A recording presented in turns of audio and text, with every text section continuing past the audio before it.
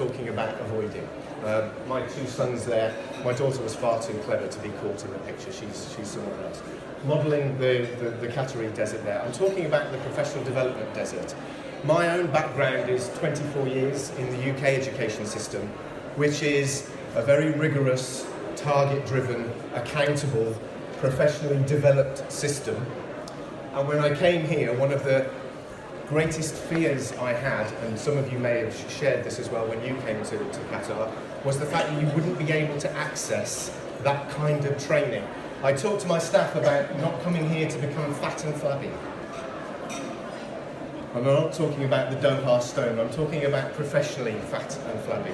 Because it's quite easy to come here and get into a way of working that de-skills you, stops you from thinking about what's current in education around the world, what the best kind of learning now looks like going forward.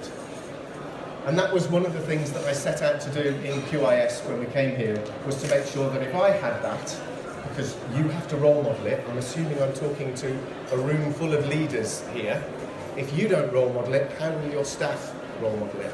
How will they continue it? And how will they role model that learning to the students? At the end of the day, we're all learners. And it starts with us, me, you, as leaders of learning.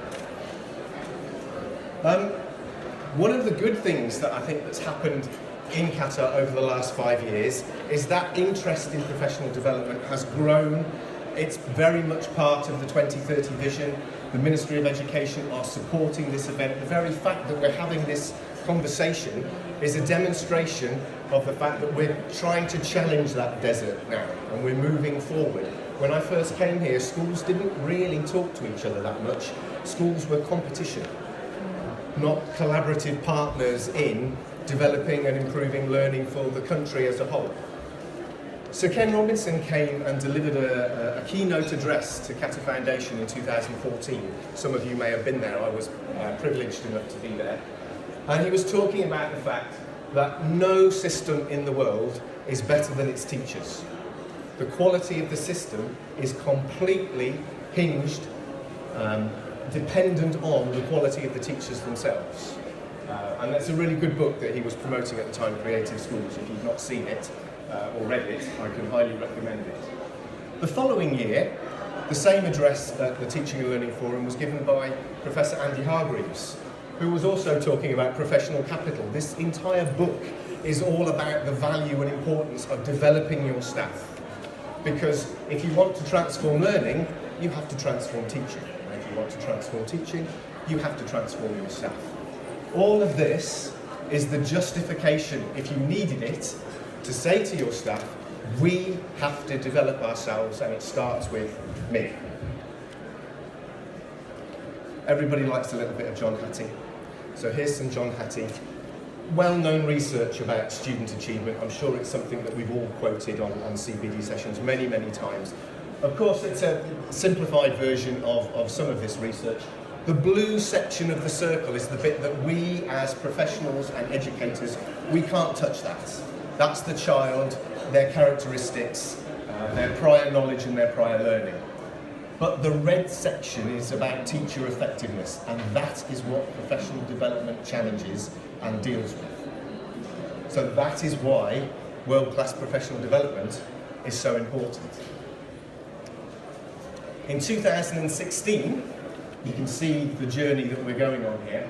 I brought Sir John Jones over to Qatar, and we did an awful lot of work in our school around relationships and the importance of relationships to teaching and learning. If you've not read that book, The Magic Weaving Business, in my opinion, it's perhaps one of the most inspirational books that you could get hold of and read about teaching and learning. Excellent, excellent book. And John talks about the moral imperative, which I think is what we need to consider when we're talking about the justification for professional development and developing ourselves and developing others. It's a moral imperative that we do this. So having made the case for why professional development is so important, we probably all thought it was, but perhaps we didn't realise how critical it was. What's the next step? Do you then start sending your staff on lots of training courses all over the world? No, you don't. because that in itself won't work. You very much need to establish and set up what I called a CPD culture, or a development culture. If your staff are not receptive and supported and feel that this is part of their role and their job, then whatever training you send them on will just be wasted time and wasted money. The school itself has to value the training, it has to value the development, it has to be part of the mission and the vision, it has to be part of the culture and the ethos, and that doesn't happen overnight. I've walked into many schools and stood in front of the staff and said, we're going to, in the UK, take this school out of special measures, which was the last job I did before I came to Qatar. We're going to turn this school into the best school in the world. And of course you get that look that I'm getting from all of you now. Blank, questioning, cynical, sarcastic. Oh, there he goes again talking about. You have to establish the culture. How do you establish the culture? An uncompromising, unswerving, relentless focus on professional development.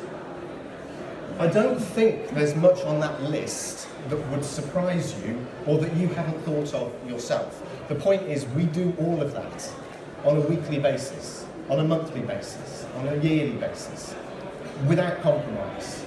So all of the things that you see listed there, and I suspect that you do lots of them yourselves, you make it part of your culture, you make it the habit of the school, you make it the ethos.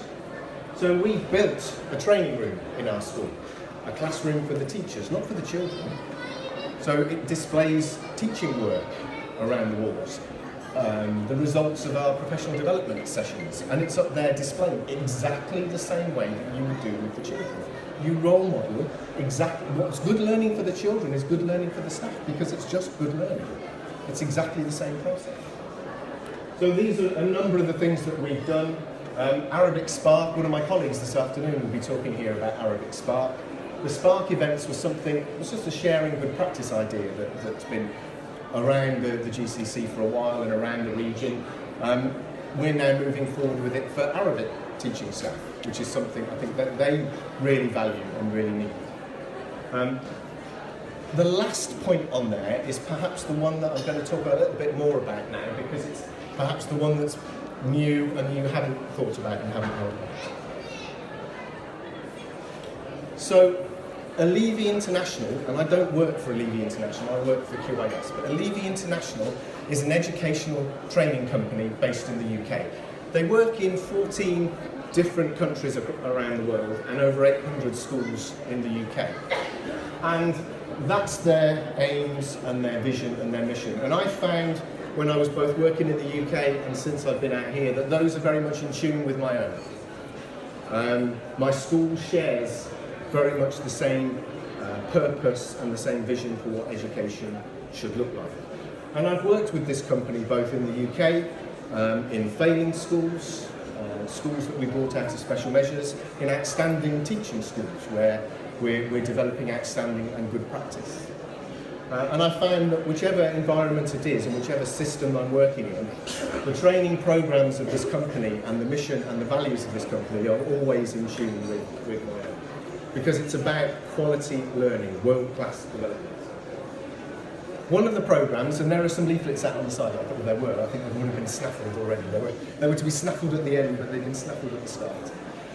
The Outstanding Teacher Program. So this is a program that my own staff have been trained to facilitate. We've been working for 5 years on developing these programs and being able to facilitate them first of all to our own staff and then to other staff within Qatar. We worked with 3 schools very recently on this particular program, and the focus of the course is about taking good teachers to outstanding. There are other courses for teachers at other levels, because outstanding, of course, is, whether you refer to it as outstanding in the UK system, that's excellent in other systems. What you're looking for is to deliver this as consistently as you can on a day-to-day basis in your school. We all want to be outstanding practitioners. We all want the children to have outstanding learning on a day-to-day basis. And the consistency of that is really challenging. Staff who do this put themselves under enormous pressure. And part of the value of this course is how to make it sustainable for them, so that they're not stressing themselves out and killing themselves and flogging themselves every day to achieve this pinnacle of excellence, which we term outstanding. So those are the objectives of the course. And perhaps if I go into a little bit more detail, you'll understand why I think this programme is different to other CPD and what makes it more world class. It's a programme. We run it over 9 sessions, over 9 weeks. It's not a one-off or a one weekend or a couple of days together. It runs, generally speaking, over the course of a term. What that enables you to do is introduce concepts and ideas in session 1 that you build on. You go back to your own school, you work on it for a week, you come back, you add some more, you work on that, you reflect on it, you evaluate, so you come back. It's like good learning, it's what you want to do with the children, isn't it? You don't teach the children in one lesson everything they need to know, you work with them over a period of time. And it's the same with staff. And if you want impact, if you want something to be embedded, it doesn't come from a session like this. There is an irony in talking to you about world-class learning stood on a stage in a room like this. This is not world-class learning. Okay, I asked when I was invited to do this session, I said, well, can I have a room with some round tables and we can have some discussion and we can move around? No, this is what we got. Okay, so I apologise for that. This is not what world-class